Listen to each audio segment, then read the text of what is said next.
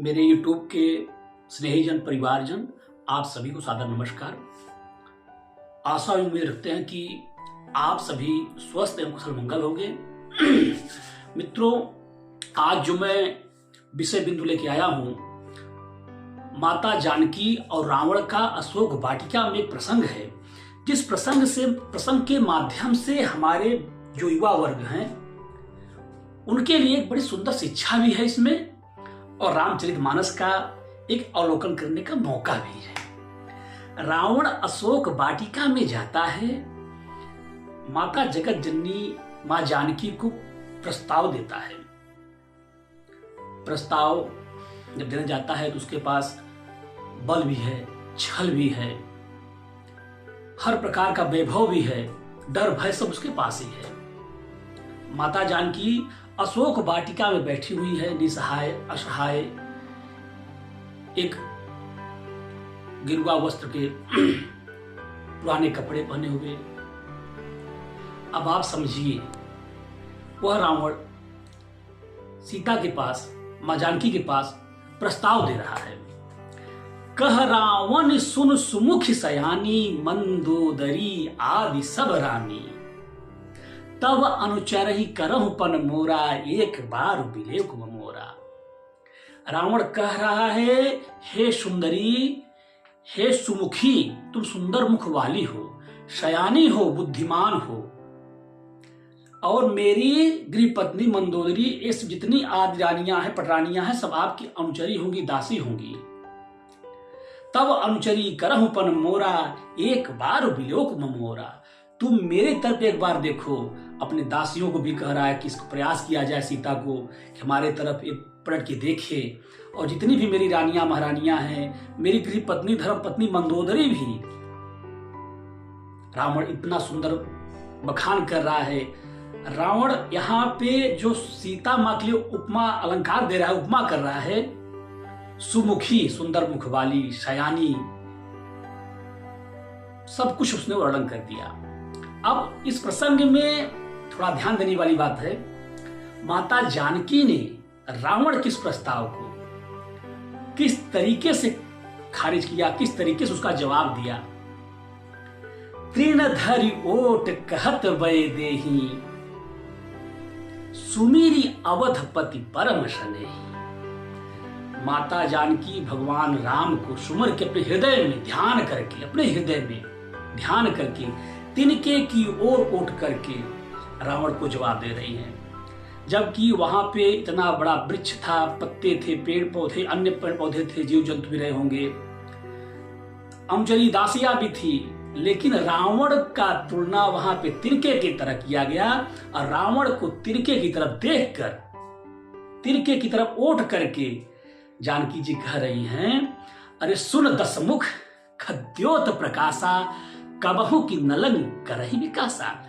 अरे दसमुख, दशानन रावण सुन, कभी जुगनू के प्रकाश से कमल का विकास हुआ है? क्योंकि कमल का विकास जब सूर्य भगवान भुवन भास्कर प्रकाशित होंगे तभी कमल का विकास होगा। अब तू बता, कहां भगवान मर्यादा पुरुषोत्तम श्री राम भुवन भास्कर सूर्य भगवान के साक्षात समान, कहां तुम जुगनू के समान उनके सामने? अब तुम तुलना उनसे कर रहे हो। मतलब देखा जाए तो माता जानकी ने रावण के जो उपमा दिया, रावण का उपमा जुगनू से, तिनके से, रावण के प्रस्ताव को कितना सुंदर ढंग से खारिज किया गया। रावण का तेजोबल, मनोबल, धन, सब कुछ रावण का उस समय उसी के पास था, पारंगत था उसमें। रावण का राजमहल, रावण के अशोक वाटिका, लेकिन सीता मां जगत जननी जानकी अकेली सिंहनी की भांति निडर खड़ी रही। उन्होंने कितना सुंदर जवाब दिया। तो कहने का मतलब रामचरितमानस के सुंदर कांड के इस अशोक वाटिका के प्रसंग से बहुत कुछ सीखने को मिलता है, बहुत कुछ सीखने को मिलता है।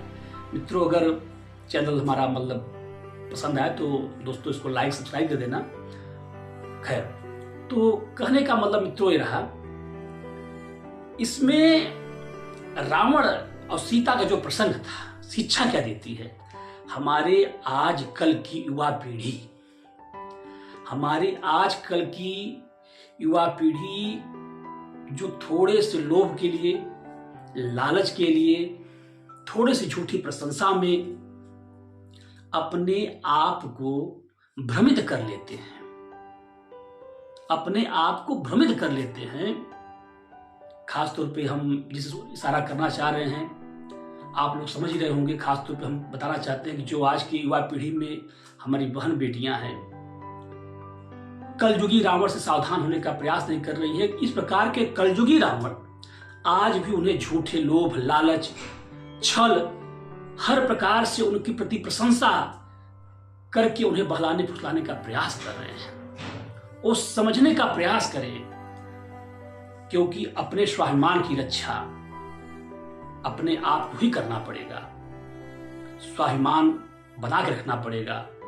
रावण जैसा प्रतापी, बलशाली, ज्ञानी, उसके राजमहल में सब कुछ अकेले होते हुए भी जानकी जी ने कितना प्रकार से, किस तरीके से उसका उत्तर दिया। और हम और आप थोड़े से प्रलोभन के लिए, थोड़े से लालच के लिए, तो कहने का मतलब यही है, इस प्रकार के कलयुगी जितने भी हमारे इर्द गिर्द झूठे रावण घूम रहे हैं, उनसे सावधान होने की जरूरत है। तो मित्रों, अपने इस YouTube के माध्यम से मैं बताना चाह रहा था कि आजकल जिस प्रकार से बहुत झूठे मोटिवेशनल गुरुओं की बाढ़ आ गई है, आपको 4 दिन में बना दिया जाएगा, 1 हफ्ते बाद आप बादशाह बन जाएंगे, इतने दिन में हो जाएगा, 1-2 घंटे के लिए लेक्चर दिए, उसके बाद हमारे जो युवा पीढ़ी हैं तड़क भड़क भी इतने उनको लगा कि नहीं हो सकता है कि अब सब कुछ हो जाएगा। 2 घंटे बाद पता चला कि सब फुर हो गया, सब हवा हवाई हो गई। तो मित्रों, हमारे पास, आपके पास धर्म ग्रंथ हमारे हैं। हमारे धर्म ग्रंथ खुद अपने आप में सबसे बड़े रत्न खान हैं। हमारे आप के जितने भी हर धर्मों में, ऐसा नहीं, हर धर्मों में अच्छे अच्छे धर्म ग्रंथ हैं जो कि खुद अपने आप में शिक्षा देते हैं। हमको आपको मोटिवेट वहां होने की जरूरत है, वहां से हमको आपको कुछ न कुछ निकालना चाहिए। इनकी तो जरूरत ही ना पड़े कभी। इसलिए हमें लगा कि क्यों ना हम अपने दोस्तों के बीच में, अपने परिवारजनों की, यूट्यूब के परिवारजनों के बीच में क्यों ना ऐसे प्रसंग, जब बातें आ ही रही हैं, तो अपने धर्म ग्रंथों के माध्यम से, वेद, पुराण, उपनिषद, रामचरितमानस, इन सब ग्रंथों के माध्यम से युवा पीढ़ी को, अपने आप को हम लोग मोटिवेट भी करें और कुछ इसी बहाने हम लोग को सीखने का मौका भी मिले।